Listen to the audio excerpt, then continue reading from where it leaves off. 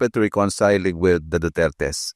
And after you said that, certain conditions were floated. For example, Bongo said, No. That's not how reconciliation works. Okay. You don't put conditions to reconcile. If you're sincere, you want to reconcile, let's sit in front of you. Ano ba talaga problema? Paano nangyari ito? Tanggalin natin ang problema.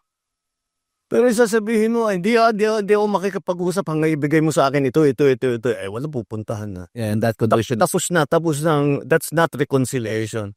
That's not even a negotiation. That's demanding. Those are setting conditions. That, So, ano sasagutin ng kabila? Etong gagawin mo. Sasagutin mo, hindi. Gagawin ko yan kung gawin mo naman ito. Wala nang pupuntahan yun. Tapos na ang usapan. So, how far are you willing to go, Mr. President, to pursue this reconciliation? Put it this way. I don't know what will come up. What's needed? Kaya ko bang gawin? Hindi ko kayang gawin. Hindi naman ganun. You cannot prejudge at I'm going to talk to them only this much.